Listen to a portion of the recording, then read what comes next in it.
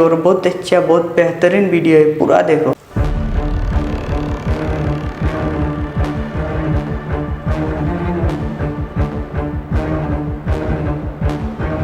आज तक मैंने तो नहीं सुना, क्योंकि मुझे यहाँ पे बैठे हुए भी 15 सालें हो गई लगभग इस एरिए में आए हुए। कोरोना तक के जनाजों में नमाज जनाजा होने के बाद दफन हुए। ये पहला ऐसा जनाजा है जो बिना नमाज जनाजा के दफन हुआ। मेरी ज़िंदगी में इतनी मैयतें आई हैं और हर तरह की मैयतें दफन करी हैं, एक से एक ज़्यादा दर्दनाक केस आए हैं, लेकिन जो ये कल वाक़या हुआ है, ये इस तरह का कभी कोई केस नहीं आया। और ये बहुत ही अच्छा हुआ कि किसी ने ना तो नमाज जनाजा पढ़ाई और ना ही इसको जगह दी, ताकि इस तरह से बच्चियों को थोड़ी हिदायत तो मिले। उन्होंने अपने मज़हब को छोड़ा और मज़हब छोड़कर दूसरे मज़हब को इख्तियार करते हुए दूसरे मज़हब के रीति रिवाज के मुताबिक उसने शादी की। तो शरई मसला यही है कि जो मज़हब को छोड़ देता है तो मज़हब के मानने वाले का फिर उससे कोई वास्ता नहीं रहता। आदाब, मैं वसीम अख्तर और आप देख रहे हैं द लीडर हिंदी। हम इस वक्त यूपी के ज़िला बरेली में कल्लू मियाँ के तकिए में है। ये करीब 150 साल पुराना कब्रिस्तान होगा। देख रहे हैं काफ़ी बड़ा कब्रिस्तान है। यहाँ चारों तरफ मेरे कब्रें हैं। हम जो इस वक्त यहाँ पर आए हैं एक अहम जानकारी देने के लिए। कल एक चौंकाने वाला मामला हुआ है बरेली में। बरेली क्या, अगर हम पूरे मुसलमानों की बात करें तो मुसलमानों में शायद ही ये जो मेरे पीछे आप कब्र देख रहे हैं ये पहली कब्र होगी जिसका नमाज जनाजा नहीं हुआ है। इसे नमाज जनाजा के बग़ैर दफन किया गया है। एक लड़की थी जिसने अपनी मर्ज़ी से एक दूसरे संप्रदाय के लड़के के साथ शादी की। उसके बाद उसकी अचानक मौत हो जाती है। मौत होने के बाद उसके घर वाले उसकी बॉडी को अपने घर ले आते हैं, यानी उसकी बॉडी मायके में आ जाती है। इस मामले को लेकर मोहल्ले के लोगों ने एतराज़ जताया, क्योंकि ये दूसरे संप्रदाय के लड़के के साथ चली गई थी। ये लड़की मुस्लिम थी, लेकिन चूँकि दूसरे संप्रदाय के साथ चली गई थी, इस वजह से मोहल्ले वालों के एतराज़ के बाद ये मामला तूल पकड़ता गया। और जो वहाँ पास में मस्जिद है लड़की घर के बराबर में, जो वहाँ के इमाम हैं, नमाज जनाजा पढ़ाने से इनकार कर दिया। और जो पलंग मस्जिद से जनाजा ले जाने के लिए लेकर आया गया था उसको भी वापस बुलवा लिया गया था। तब ये मामला दरगाह आला हज़रत पर पहुँचा। मरकज़ी दारुल इफ्ता से इस मसले पर राय ली गई। ये पता किया गया कि शरीयत का हुक्म क्या है। शरीयत का हुक्म सामने आने के बाद ये साफ़ हो गया कि कोई भी इमाम नमाज जनाजा नहीं पढ़ाएगा, क्योंकि लड़की मुर्तद हो चुकी थी। ये हुक्म है, ऐसे लोगों का नमाज जनाजा कोई इमाम नहीं पढ़ाएंगे। घर वालों ने इस पर विचार विमर्श किया, गौर खौस किया। उसके बाद ये तय हुआ कि लड़की को ऐसे ही लाने के बाद दफन कर दिया जाएगा। यहाँ कब्र खुदी है, मेरे पीछे आप देख रहे हैं। यहाँ पुलिस आई थी, पुलिस की मौजूदगी में लड़की को कब्र में दफना दिया गया है। जिन्होंने कब्र खोदी थी वो इस वक्त यहाँ पर मौजूद थे। हमने उनसे बात की है, लेकिन वो कैमरे के सामने नहीं आ रहे हैं। उनका भी कहना ये है कि वो बहुत लंबे वक्त से कब्र खोदने का काम यहाँ कर रहे हैं। ये पहला ऐसा जनाजा है जो बग़ैर नमाज जनाजा के दफन किया गया है। इसके पीछे की जो वजह है उसे लेकर हमने कल भी ये खबर चलाई थी, तब भी सोशल मीडिया पर इसे लेकर तमाम सवाल खड़े किए जा रहे थे। बहुत से लोग हमसे भी फ़ोन करके पूछ रहे थे कि आखिर क्या ऐसी वजह रही। जब उन्होंने इस पूरे मामले को समझा है और देखा है तो उसके बाद भी अभी तक इस पर चर्चा चल रही है। लोग सवाल कर रहे हैं और इस पर एक दूसरे से पूछ रहे हैं कि आखिर ऐसा क्या हुआ है। खैर, ये मामला बहुत बड़ा है मुसलमानों के एतबार से। तो जिस तरह से मुसलमानों में ये तरीक़ा है कि जब उनका इंतकाल हो जाता है तो उसके बाद उनको गुस्ल दिया जाता है। गुस्ल के बाद नमाज जनाजा होती है और नमाज जनाजा के बाद कब्रिस्तान में जनाजे को लेकर आते हैं।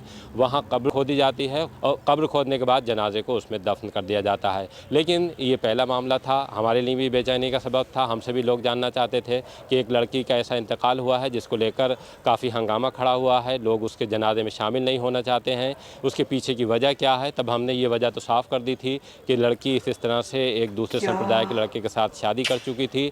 उसकी अचानक मौत होती है और मौत के बाद उसके घर वाले यानी उसके मायके में उसके जनाजे को ले आया जाता है, इस वजह से कि उसको दफनाया जाएगा। लेकिन जब विवाद खड़ा हुआ और इस पर तमाम सवाल आए तो उसके बाद ये मामला कानून शरा जानने के लिए मरकज़ी दारुल इफ्ता दरगाह आला हज़रत गया था। हमने वहाँ जो मुफ्तियान कराम हैं उनसे भी बात की, तो उनका भी इतना ही कहना है इस मामले में कि हमने जो घर वाले आए थे उनको हुक्म शरा से वाकिफ़ करा दिया है। अब बाकी ये उनका काम है कि उस पर क्या करते हैं। हमारे साथ चश्मदीद भी हैं जिन्होंने कल इस जनाजे को आते हुए देखा है पुलिस की मौजूदगी में, और फिर इस लड़की को इस कब्र में दफन होते हुए देखा है। हम उनसे जानते हैं कि कल किस तरह से यहाँ पर जनाजा आया है और उन्होंने क्या देखा था। मेरा नाम फरमान खान है जी फरमान भाई, यहाँ आपका गोदाम है क्या है? जी, मेरा यहाँ सामने ही कब्रिस्तान के तंबाकू का गोदाम है और वहाँ ही मैं बैठा हुआ था जिस टाइम ये करीब 5 बजे के टाइम लमसम ही जनाजा आया, 4 से 5 बजे के टाइम। तो उसमें एक तो पब्लिक की संख्या बहुत कम थी। फिर पता चला कि ये ऐसा लोग होंगे? कम से कम 10 से 12 लोग। उसको घर के लोग। जी घर घर के लोग थे, उसके अलावा कुछ दोस्त संग में पुलिस थी। ऐसा पहला जनाजा था जिसमें आपने देखा कि अक्सर देखते होंगे जनाजे, लेकिन उसमें भीड़ बहुत कम थी। जी इसी अभी तो माथा ठनका कि इतनी पब्लिक कम क्यों है, पुलिस क्यों है, तो पता चला कि इसने किसी दूसरी संप्रदाय के लड़के से शादी करी। इस चक्कर में कोई मोहल्ले वाला इनके साथ नहीं है और ना ही इनकी नमाज जनाजा हुई है। बहुत कम लोगों की संख्या में आके जनाजा यहाँ दफन हुआ है। अच्छा, आपकी कितनी उम्र होगी? मेरी उम्र करीब 38 साल है। आज तक मैंने तो नहीं सुना, क्योंकि मुझे यहाँ पे बैठे हुए भी 15 साल हो गई लगभग इस एरिया में आए हुए। कोरोना तक के जनाजों में नमाज जनाजा होने के बाद दफन हुए। ये पहला ऐसा जनाजा है जो बिना नमाज जनाजा के दफन हुआ है। तो पुलिस आई थी, तो पुलिस में कौन कौन ज़्यादा फोर्स थी क्या? नहीं, 2 दरोगा थे, एक लेडीज सिपाही थी। अच्छा, उनसे कोई बातचीत हुई थी? उनसे बातचीत हुई तो उन्होंने ये बताया कि थाने में कुछ लोग पहुंचे, फिर उसका विरोध कर रहे थे दफन करने का, ये वो कि दूसरे संप्रदाय का मामला है। इस चक्कर में हमें इंस्पेक्टर साहब ने भेजा है कि आप जाके वहाँ पे जनाजा दफन कराएं और वहाँ के आसपास के लोग विरोध नहीं करते हैं। हम इस वक्त रिदाल सिद्दीकी साहब के साथ हैं, जिन्होंने अब तक न जाने कितने लोगों को गुस्ल दिया होगा और तदफीन में शामिल रहे हैं। जो लावारिस जनाजे होते हैं उनकी तदफीन भी आप ही करते हैं, और एक बड़ा नाम है इस बेल्ट का कि जिन्होंने अब तक बहुत से जो सुपुर्द खाक हैं उनमें हिस्सा लिया है और लोगों को इंतकाल के बाद घरों से कब्रिस्तान तक पहुंचाया है। हम उनसे जानते हैं कि उन्होंने अपनी ज़िंदगी में कभी कोई इस तरह का वाक़या सुना है कि बग़ैर नमाज जनाजा किसी को कब्र में दफनाया गया हो। मेरी ज़िंदगी में इतनी मैयतें आई हैं और हर तरह की मैयतें दफन करी हैं, एक से एक ज़्यादा दर्दनाक केस आए हैं, लेकिन जो ये कल वाक़या हुआ है कि इस तरह का कभी कोई केस नहीं आया। और ये बहुत ही अच्छा हुआ कि किसी ने ना तो नमाज जनाजा पढ़ाई और ना ही इसको जगह दी, ताकि इस तरह से बच्चियों को थोड़ी हिदायत तो मिले कि हमने जो गलत करा उसका अंजाम गलत है, दुनिया भी गलत है और आखिरत भी गलत है। आपको कल इत्तला कैसे मिली? लोगों ने मुझे मशवरा करा, साहब कोई जगह है दफन करना है, तो मैंने भी मना कर दिया, नहीं साहब कोई ऐसी जगह, ऐसे लोगों के लिए कोई ऐसी जगह नहीं है। अच्छा, आपसे भी कहा गया? जी जी जी, मैंने दफन के लिए कोई जगह बता दीजिए कि कहाँ दफन है। मेरे साहब इस तरह के केस के लिए कोई नहीं लेगा और ना ही हम आपको बता सकते कि कहाँ होगा या कहाँ नहीं होगा। रिजाल भाई, कितने वक्त से आप लगे होंगे इस काम में? ये साहब मुझे करीब 30-35 साल हो गए लावारिस मैयतों को दफीने में, और नॉर्मल मैयतों को भी गुस्ल वगैरह के उसमें जाना आना रहता ही है, और अल्लाह खामोशी से काम करा रहा है और काम चल रहा है। लेकिन इस तरह का केस ये लाइफ में कल पहला सुनने को मिला। तो आपके लिए भी हैरान करने वाला? बिल्कुल, बहुत हैरान करने वाला वाक़या है, और बच्चियों के लिए एक नसीहत है कि जो बच्चियां हमारी भटक रही हैं और वालिदैन की कोई उनको वो नहीं है कि भाई हमारे माँ बाप की इज़्ज़त का क्या असर पड़ेगा इस चीज़ से करने से।